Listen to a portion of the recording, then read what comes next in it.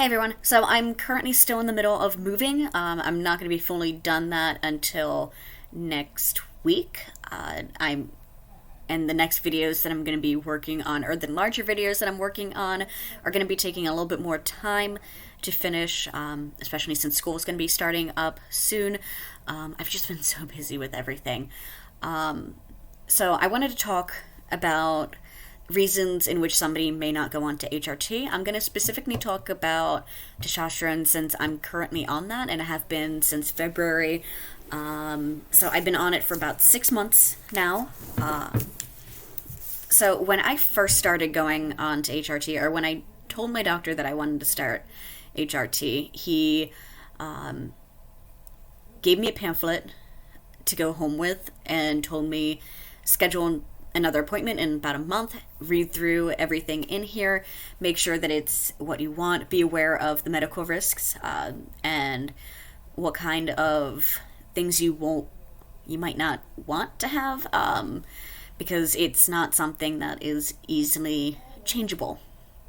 You can't really reverse it all too well in terms of testosterone versus other things. So it is an important medical decision, and it does have some health risks.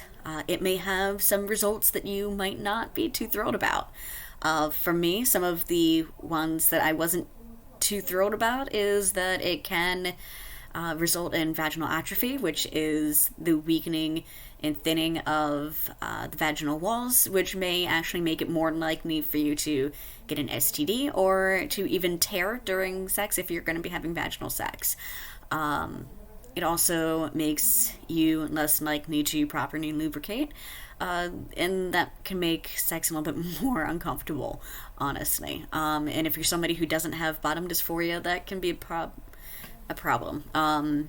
It definitely also changed the scent for me. But another thing that I was kind of worried about myself is that it actually increases your risk of clotting, which can increase your risk of a heart attack as well as a stroke, or it can increase your risk of cancer like uterine or ovarian cancer.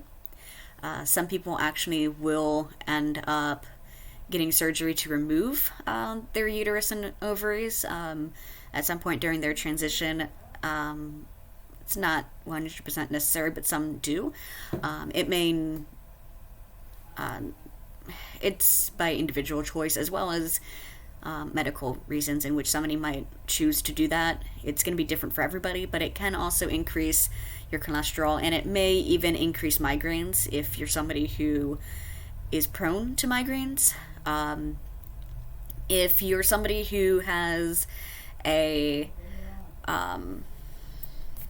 eating disorder, it might actually make it harder for you to, because for me at least, I gained about 20 pounds when I started HRT. I actually ended up having to buy a whole new set of pants as a result. Not everybody can medically or can financially afford buying new clothes, but that's something that you'll wind up having to do. I know some trans people who are on HRT that have just decided to wear sweatpants for a while until they can actually, until their body kind of stops changing, because it's just changing constantly. Some of the other side effects that you may not like is increased acne. You may also deal with male pattern baldness. So you also will likely deal with clitoral growth. I know mine definitely did that. You might become infertile. You may gain sleep apnea. If you have any mental health issues, especially underlying manic or psychotic episodes, then that might increase your risk of that. You may have a lot more mood swings than before.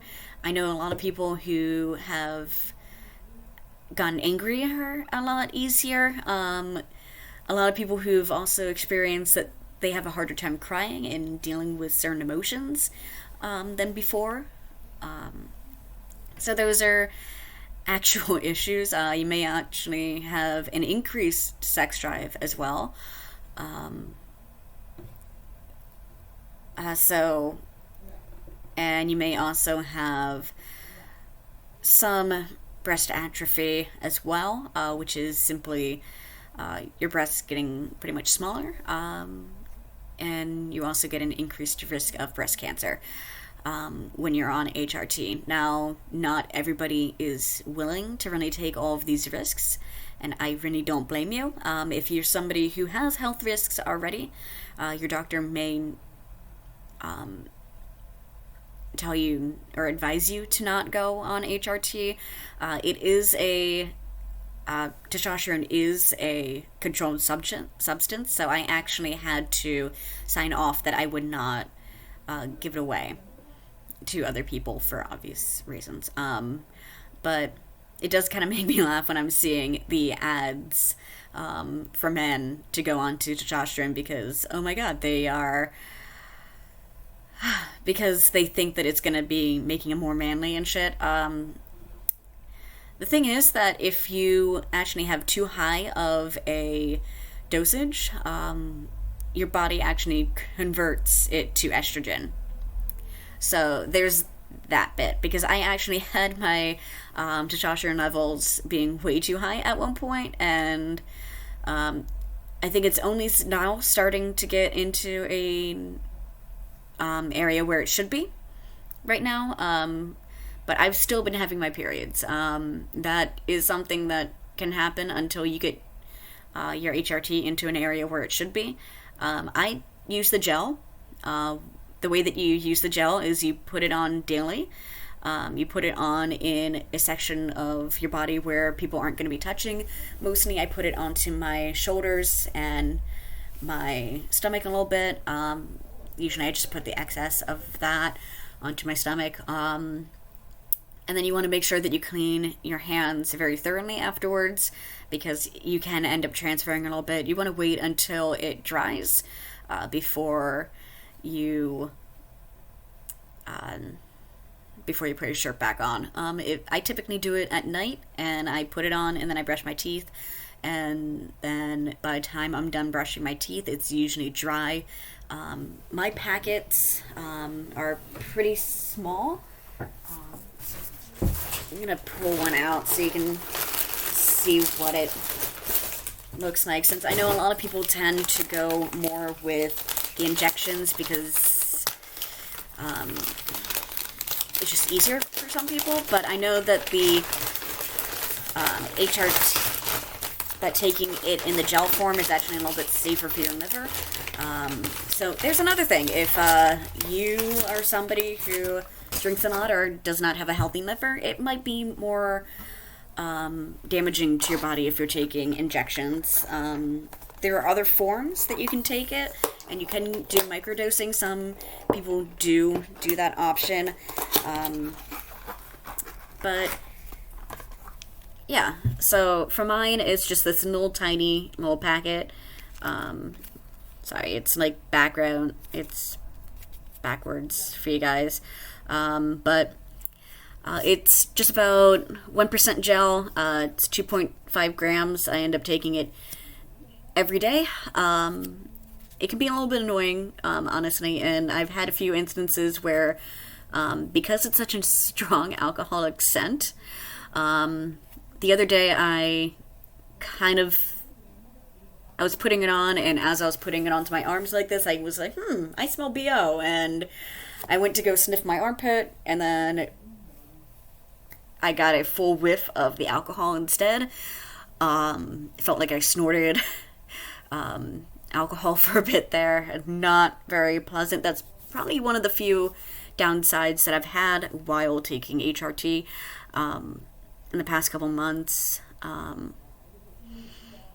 But yeah, so it is down to individual decision, and not everybody can or is really willing to do it. I know that it will mess with your voice, so if you're a singer and you rely on your voice very heavily, it might actually make it more difficult for you to sing. You might not even be able to sing for a while. I know that my voice has still been cracking quite a bit, even at 6 months. And that might be a little bit frustrating for somebody who relies on their singing to get by, especially if they rely on that financially. So it may not be a decision that you would want to take, but it is there. It'd be something that you'd want to speak with your doctor about, and it does take quite a lot of time. And yeah, so ask me if you have any questions. I will be happy to answer them. If you want, I can eventually probably do a video comparing different binders. I do own quite a few. Some I'm more thrilled with than others. Some are not as good as others. I will honestly say that. There are definitely some that I'm not a huge fan of. Mostly because it tends to get stuck in my shoulders each time. And it looks a little ridiculous. And when you're single, that sucks. It's awful. Yeah, so if you have any questions, feel free to answer or ask. I will be happy to answer any of them. If you like this, just please share. Let me know if there's any information that you'd want to add to. Feel free to add your own experiences down below as well. And I hope to hear from you guys. Have a great day.